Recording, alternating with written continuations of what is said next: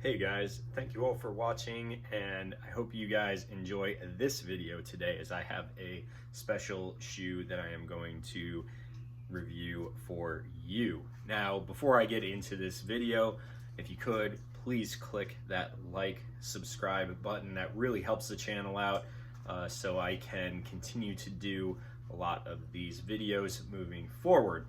Now, today's episode, shoe review, I guess you could say, is an initial review. I haven't really gotten to running this other than just for my quick little half-mile run. It has to do with a cat, a particular cat, a Puma, as you would assume at this particular point.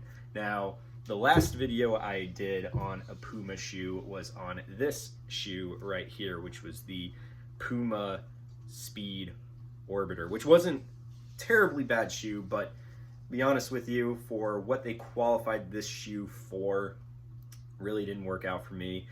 Kind of had a narrow toe box, kind of not that breathable, did have that propulsion plate in it that you can see underneath here, which is a plastic plate in the shoe right there to kind of give it some extra pop as you are running down the road. But otherwise, it was a little heavy, it was a little too firm for my liking. But I really think Puma has redeemed themselves, because this was from an era where Puma was not really making really good running shoes. At one time, Puma was the king of making really good running shoes. If you wanted to run in marathons, half marathons, 1,000 meters, 5K, 10K, so on and so forth, Puma at one point many years ago was the shoe company to get your shoes from. But then came the max cushion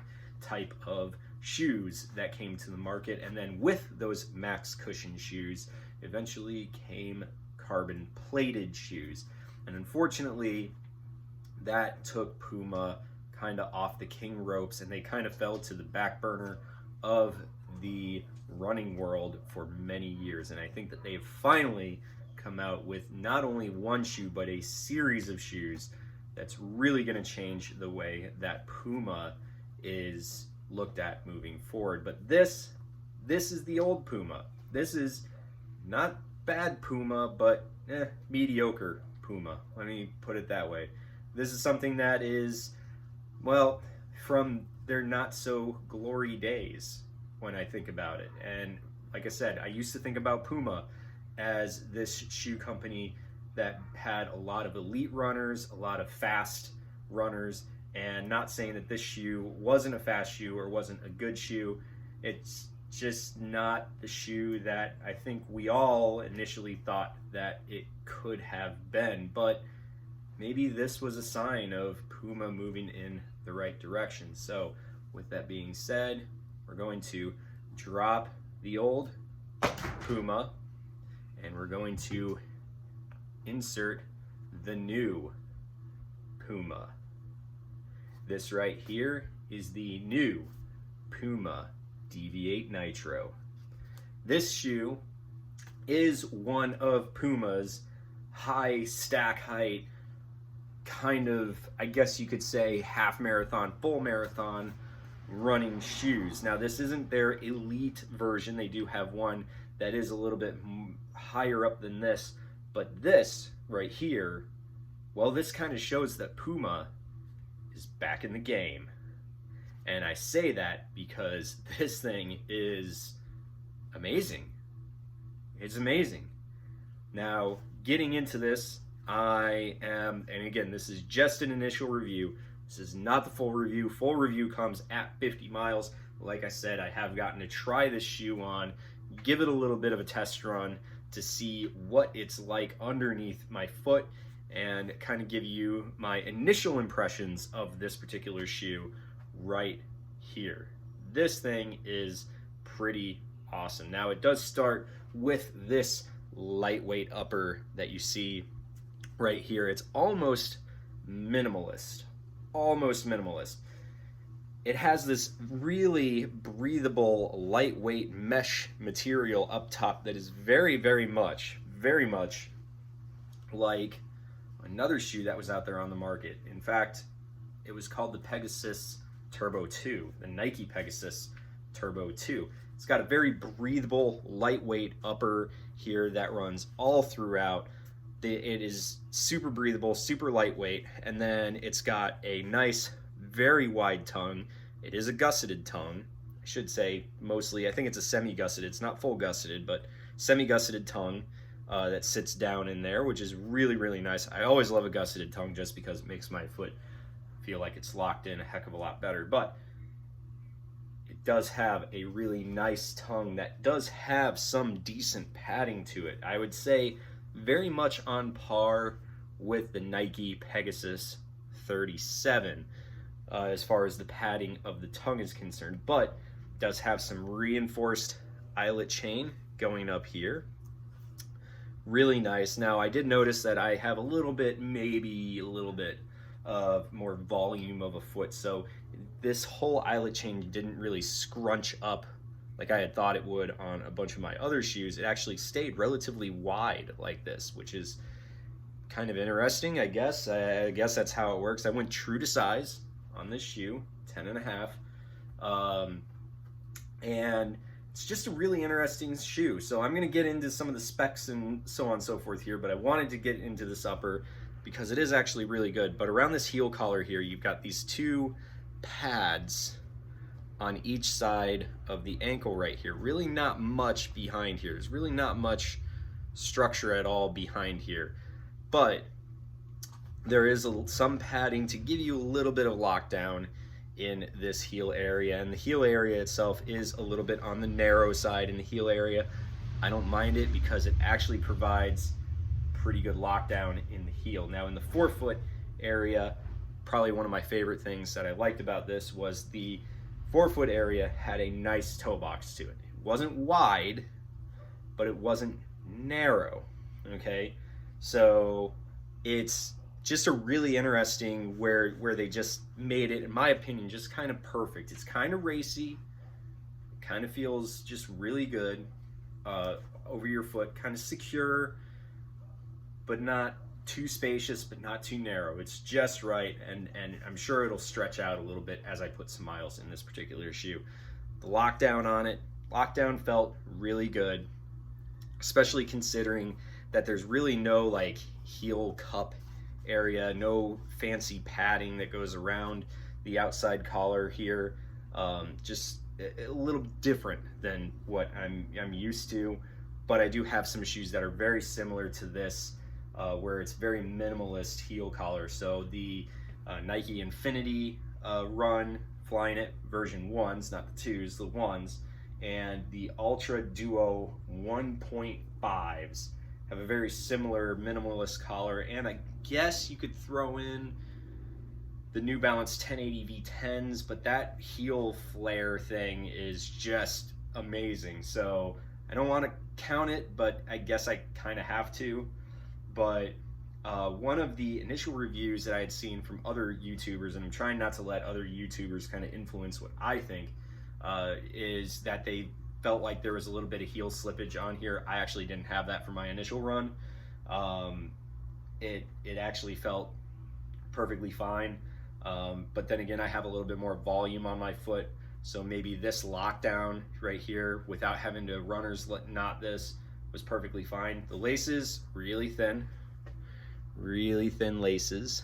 And I think there's just enough lacing on here that if you wanted to do a runner's knot, you probably could, but for me, I didn't feel it was necessary, so I'm gonna go out and say that. Now, doesn't really have like that structural overlay like you would see on like some Asics or Nikes or anything. This is just screen printed onto this mesh that's right here. Other thing that I like, it's got the Puma cat.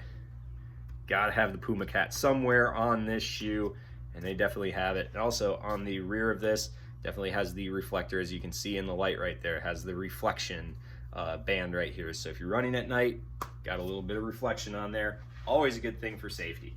Now, going into the midsole. Midsole is made of this nitrogen-infused EVA foam, very similar to what they have on, I believe it's the Brooks Hyperion Tempo, where it has that DNA flash type of midsole. It's also very close to, what is it, the Skechers Hyper and Burst or whatever material, where it's got this nitrogen infused EVA midsole. It's really soft, really bouncy. In fact, let me show you on the durometer right here. I think this is really interesting right here. Brand new shoe, so it should be relatively firm, but look at that. Oh yeah, oh yeah, nice and soft, even in the forefoot. Tell you what, it is, when you feel this underneath your feet, I'm trying to think of what I can compare this to, and I don't want to be that guy that says Zoom X, but I think I would have to compare it to either Flight Foam Blast, which is very similar to Zoom X, by the way. Maybe I would have to compare it to Zoom X because it is super soft, squishy, bouncy. It's got a lot of energy return to it, but I mean, it's still really soft underfoot. Something that I really like about this. Now, something interesting about this is technically it's a carbon plated shoe, which means it does have a carbon plate that runs through the midsole right here that provides not only a little bit of support, but it also acts as like a spring. So this shoe, man, it does not bend. It does not bend. So it does have the carbon plate in here. In fact, you can actually see this inno plate right down in there. That is actually a carbon composite plate that's here in the midsole. That actually provides with such a high stack height. Get to the stack height here in a second. Such a high stack height on this shoe, it actually provides not only a little bit of stability, but it also acts as a spring as you propel yourself forward, which is fantastic. And surprisingly enough, it's not a very heavy shoe. Very impressed with that.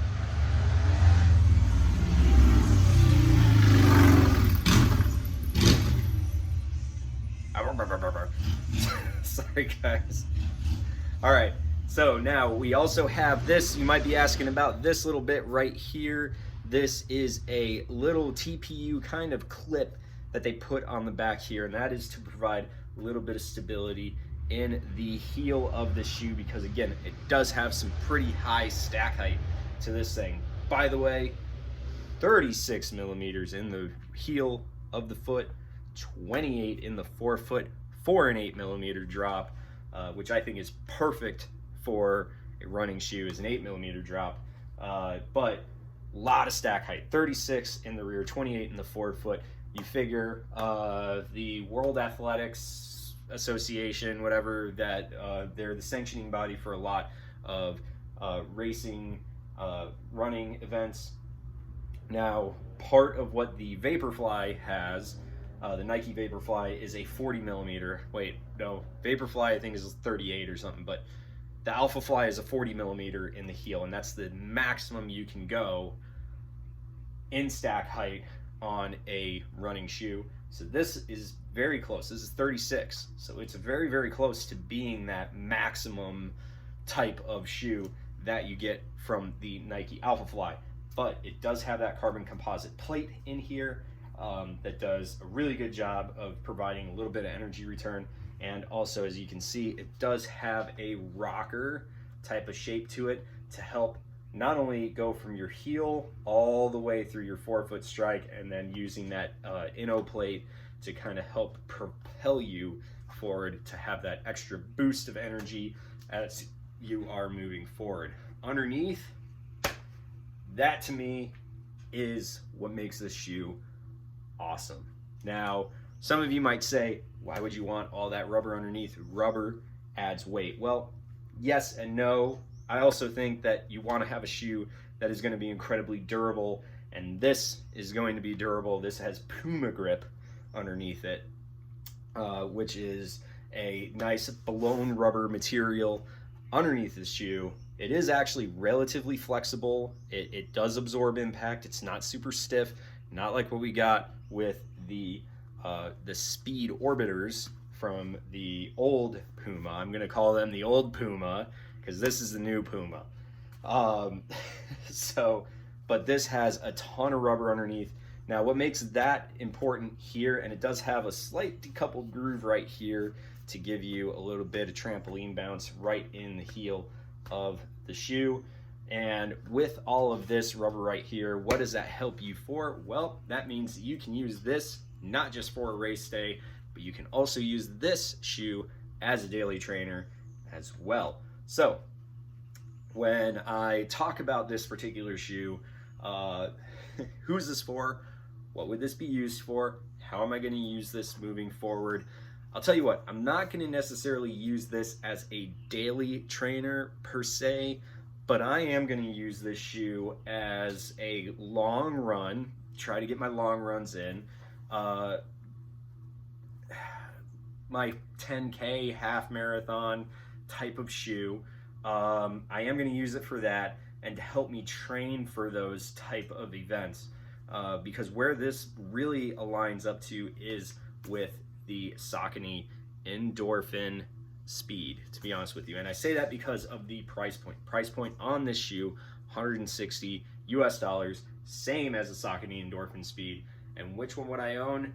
That's going to be for another video. You guys are going to have to stay tuned to watch that. But this particular shoe, so far, my initial run, I do have to say, I actually really like this shoe. I think that it's going to be incredibly durable. It's got a lot of energy return. It's got a lot of stack height. I love this midsole. It's super soft. On my run, okay, so on my initial run, how did it feel in this shoe? Really soft, really bouncy. Things I got to get used to with it is, even though it has this TPU plate that is actually inserted into the foam right here to kind of increase its stability in the heel, I've got to get used to it. I'm gonna be honest with you. I just got to get used to it. I got to get used to the way the shoe feels, because it did feel like my foot wanted to pronate in a little bit. Maybe that's just me feeling it. It could also be the road crown out there as well. So that could be another factor into why my foot was feeling that way, is the road crown that was on it. I'm sure if I just got used to it, it'd be fine. Breathable, super breathable. Let me throw that out there. Super breathable shoe. I felt from really midfoot forward, ton of air getting in, and it's starting to warm up out here in Florida. So I was able to feel a ton of air moving through the shoe. Felt really good, even through the top. The jersey-like material that's here in the tongue. I even felt some air moving through that. It felt really, really good. Around the heel area, couldn't really tell, but maybe that's just because of, airflow moving past and not on top of. That could be, I don't know. But one thing that I liked, the energy return on this shoe was awesome.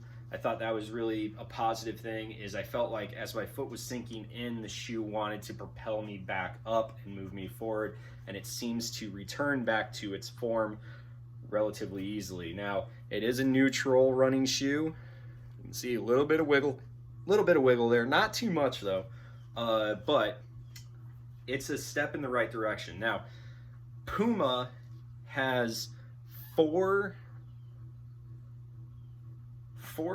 five shoes in the Nitro line that are coming out. Now, they do have the Velocity Nitro, which I believe is more of like the daily trainer type of shoe. Lower stack height, does not have the carbon plate in it, but it does have this Nitro midsole, which I'm very impressed with. It also has a little bit more structure in the heel collar, so it's more aimed to be a daily trainer type of shoe. They also have, I have to go through, but I know there's one that's a structured shoe, so it's got a little bit more on the medial post area to help people that pronate a little bit more. It's also got an extra, kind of like Nike's loop system, or their flywire system, where it just kind of provides a little bit more structure over the top of the foot for those that need stability. So they got that coming out as well. You've got this one, which is the carbon plated, more daily trainer type of shoe, and then supposedly they're going to have a Deviate Elite, which is supposed to be their long distance marathon racer. They also have another one that is a tempo day type of shoe. So it has a really low stack height, super lightweight. I think they said in men's size 9, it's only like 6 ounces, or 6.5 ounces. So it's a super lightweight shoe. Probably going to be perfect for those of you that do a lot of 5Ks. Probably going to be a perfect shoe for that. But they have a bunch of these shoes coming out with this new Nitro midsole. I'm super excited about this because this finally gets Puma back into the running shoe game in the right direction. There's still work that I think could be done to this shoe to make it a little bit better. I think maybe having a little bit more heel flare back here might make this a little bit better, but honestly, I like the way that it feels right now. The midsole and the outsole I think are perfect. I wouldn't change anything on that. The upper, I like the upper. I like the material. Maybe just back in this heel area, just a little bit more structure and a little bit better lockdown might make it just a little bit better. But again, this is just kind of like my initial review of this thing. I'm going to see how it goes moving forward, but I'm super excited about this shoe. In fact, this is really going to determine whether, for daily trainers, whether I decide to maybe switch over to Puma. I may end up going with a Puma type of shoe as daily trainers in the future. Who knows? But this shoe definitely going to end up being my half marathon shoe. I think this is going to end up being the half marathon shoe. But until next time, please click that like, subscribe button. Hope you guys enjoyed the video. As always, guys, enjoy the run. Thank you guys so much.